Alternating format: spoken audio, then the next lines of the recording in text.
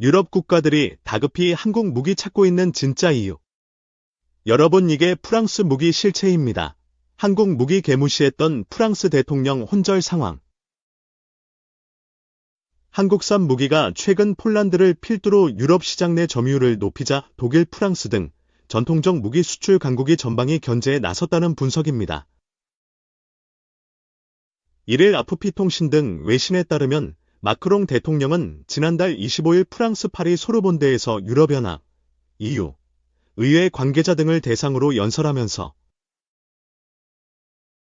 유럽의 자주 국방을 위해 유럽산 군 장비를 더 많이 구매해야 한다고 주장했습니다. 그는 우크라이나 전쟁 발발 이후 우리는 미국산 무기와 한국산 무기를 구매하는 것으로 대응해왔다며 유럽 방위산업을 발전시킬 책임을 다하지 않는다면 우리의 주권과 자율성을 구축할 수 있겠는가라고 반문했습니다. EU 집행위원회는 지난 3월 현재 약 20%인 EU 역내 무기 구입 비중을 2035년 60%로 올리는 목표를 제시하기도 했습니다. 지난달 외교부 청사에서 열린 재외공관장 회의에 참석한 각국 공관장은 EU를 중심으로 한국 방위산업이 빠르게 자국 시장에 진출하는 것에 우려를 나타내고 있다고 말한 것으로 전해졌습니다.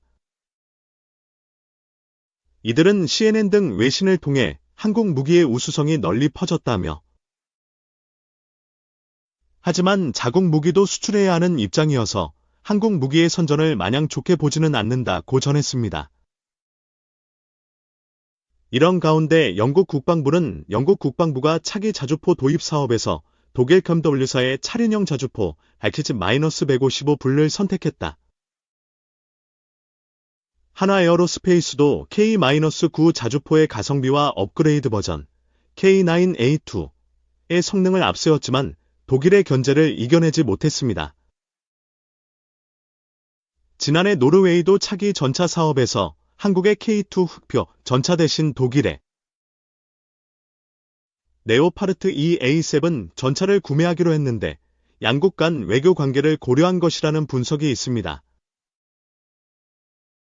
전문가들은 한국 방산 수출이 늘어날수록 유럽의 견제가 더 심해질 것으로 보고 있습니다. 국내 방산업계 관계자는 동유럽의 한 국가는 지난해까지 한국산 무기 구매에 적극적이었는데 최근 갑자기 분위기가 달라졌다며 독일 업체들이 유럽 각국 고위직에 적극 로비하고 있는 것으로 보인다고 말했습니다. 이상호 칼럼 한국 무기 사지 말라는 프랑스의 한국 방산 견제 이유. 지난 4월 25일 프랑스의 마크롱 대통령은 파리 소르본 대학에서 유럽연합, EU, 의회 관계자들을 대상으로 연설하면서 우크라이나 전쟁 발발 이후 우리는 미국산 무기와 한국산 무기를 구매하는 것으로 대응해왔다며 유럽의 자주 국방을 위해 유럽산 군 장비를 더 많이 구매해야 한다고 주장했다. 외국의 정치 지도자들이 자국 산업 보호를 위해 적극적으로 나서는 경우는 많지만 한 국가의 대통령이 직접 나서서 무기의 애국 소비를 촉구하는 경우는 드물다. 보통 애국 소비는 중국과 같은 국수주의적인 개발도상국에서 외국 기업을 길들이고 경쟁국을 견제하기 위해 국민을 선동하는 불공정 행위다. 그런데 프랑스가 한국 방위산업체의 빠른 유럽 진출에 우려를 나타내며 노골적으로 한국을 꼭 집어 거명하며 유럽산 무기 구매를 주장한 이유는 유럽의 안보 요구보다는 우수한 한국 제품과 힘겹게 경쟁해야 하는 상황에 부닥친 프랑스 방위산업체를 보호하기 위해서라고 볼 수 있다. 또한 프랑스는 가장 가까운 우방국이며 이웃인 독일과 거의 전방위에서 경쟁하고 있는 한국 제품들을 견제하기 위한 연대를 구축하는 의미도 있어 보인다. 더 거시적으로 보면 유럽은 유럽산 무기로 무장해야 한다는 주장을 통해 일종의 유럽 방위산업 카르텔을 형성하는 시도라는 시각도 있다. 한국의 방위산업 수출은 최근 들이 눈부신 실적을 달성했다.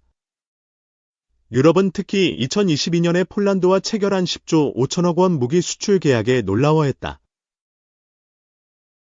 이미 노르웨이, 핀란드, 에스토니아 등 유럽 선진 국가가 한국에 K-9 자주포를 도입했고, 체코나 루마니아 같은 국가들도 한국에 대공 대전차 미사일을 수입하는 등 유럽에서 한국의 무기 수출은 증가 추세였다. 유럽 국가들이 독일과 같은 지상 무기 강국 대신에 한국 제품을 선택한 이유는 뒤지지 않는 성능의 저렴한 가격, 빠른 납기와 확실한 후속 지원 등 독일이나 유럽 방위산업체가 제공하지 못하는 우수한 조건을 약속했기 때문이다. 폴란드가 한국산 무기를 대량 채택한 이유도 우크라이나 다음 러시아의 침공 대상은 폴란드라는 위기감이 확산하는 상황에서 한국을 제외한 기타 유럽 국가가 폴란드의 조기 납품 요구를 충족하기 어려웠기 때문이다. 또한 한국은 폴란드의 기술 이전, 현지 생산과 공동 마케팅 등 독일 같은 국가가 고려하지 않는 조건을 제시했기 때문에 더 확실한 성과를 낼 수 있었다. 프랑스가 노골적으로 한국을 견제하는 가장 큰 이유는 한국이 프랑스의 경쟁자로 부상하고 있기 때문에 더 큰 위협이 되기 전에 싹을 잘라내야 한다는 것으로 판단한다. 이미 프랑스는 한국 방산 수출의 확실한 경쟁자로 부상했다. 인도네시아 수출 경우가 그렇다. 한국과 인도네시아의 방산 협력은 전통적으로 매우 밀접했다. 인도네시아는 한국의 T-50 고등 연습기, 1400톤급 잠수함 등 각종 무기를 수입해왔으며 한국이 국운을 걸고 개발 중인 KF-21 전투기에 공동 개발 파트너로 총 20%의 지분을 가지고 있다. 한국 KF-21 전투기 사업을 최초에 추진하게 된 동력을 인도네시아가 제공해 주었다고 할 정도로 두 나라의 관계는 친밀했다. 그러나 최근 들어 양국의 관계 균열 조짐이 보인다. 최초의 협력 분위기와 달리 인도네시아는 한국과 공동으로 개발한 KF-21 전투기의 개발 분담금을 1조 원 이상 연체하고 있다. 이미 약 1조 3천억 원에 달하는 한국산 잠수함 3대 수입 계약도 파기한 바 있다. 공교롭게 한국산 무기 대신 인도네시아가 선택한 장비는 프랑스제이다. KF-21 대신 같은 4.5세대 전투기인 라팔 42대와 아랍에미리트의 역시 프랑스제 중고 미라주 전투기 12대를 주문했고 한국산 잠수함 대신 프랑스의 스코르펜 잠수함 2척을 수입하기로 했다. 이들 장비 수입 대금은 프랑스가 융통해 준 것으로 알려졌다. 프랑스의 라팔 전투기는 한국과 인연이 깊다. 한국이 1990년대 추진한 중형 전투기 도입 사업인 FX 프로그램의 프랑스가 라팔을 미국은 F-15K 전투기를 가지고 참여했다.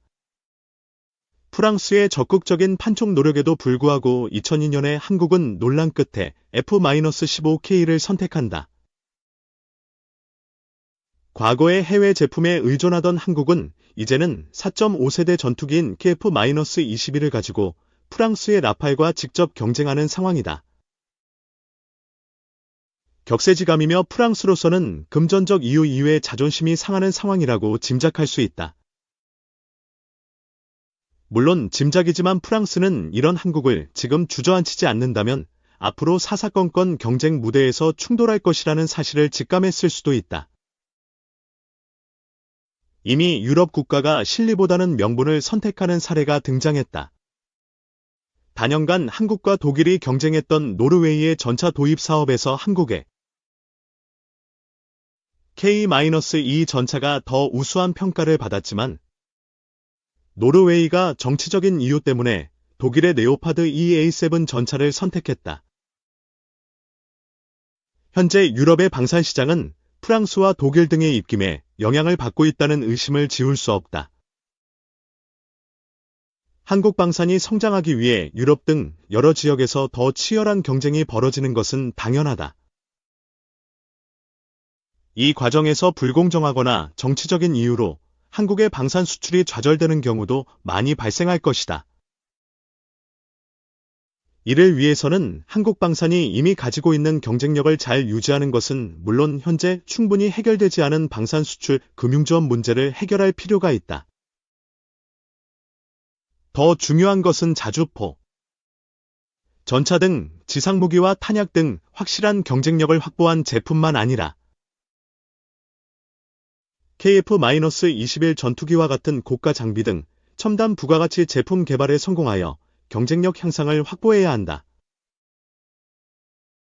3. 즉각 발사될 준비된 핵탄두가 4,000개, 히로시마, 나가사키 수천 배 더 큰 피해. 즉각 발사될 준비된 핵탄두가 4,000개, 히로시마, 나가사키 수천 배 더 큰 피해. 상상해 보세요. 즉각 발사될 준비가 된 핵탄두가 4,000개입니다. 이는 히로시마와 나가사키에서 발생했던 것보다 수백, 수천 배 더 큰 피해가 당장 가능하다는 뜻입니다. 10일, 현지 시간, 노르웨이 오슬로 시청에서 열린 노벨 평화상 시상식에서 일본 원폭 피해자 단체 니온이단쿄를 대표해 수상 연설을 한 다나카 데루미 대표위원, 92사진, 은 핵무기가 인류를 파괴하지 않도록 모두 힘을 합쳐 핵도, 전쟁도 없는 사회를 만들자고 호소하며 이렇게 말했다. 니온이단쿄는 1945년 일본 히로시마와 나가사키에 떨어진 원자폭탄 피해자들이 1956년 결성한 단체로 올해 노벨 평화상 수상자로 선정됐다. 이날 노벨 평화상 시상식은 핵 금기가 깨지고 있는 세계에 대한 경고로 가득 채워졌다. 다나카 대표위원은 수상 연설에서 러시아와 이스라엘의 핵 공격 가능성을 언급하며 우려했다. 그는 핵 강대국 러시아는 우크라이나와의 전쟁에서 핵무기를 사용하겠다고 위협했고, 팔레스타인 가자 지구에 무자비한 공격을 퍼붓고 있는 이스라엘도 핵무기 사용 가능성을 언급했다며 핵에 대한 금기가 깨지고 있는데 슬픔과 분노를 느낀다고 말했다. 그는 핵무기 제거를 위해 뭘 해야 할지 함께 논의하고 각국 정부의 행동을 요구하기를 전 세계 모두에게 요청한다며 핵무기금 지조약을 더 보편화하고 핵무기 폐지를 위한 국제협약을 결성해야 한다고 말했다. 요르겐 바튼의 프리드네스 노르웨이 노벨위원회 위원장도 미국, 러시아, 북한 등 핵보유국 9개국을 거명하며 이 중 어느 나라도 핵 군축과 군비 통제에 관심이 없고 오히려 핵무기를 현대화하고 강화하고 있다고 말했다.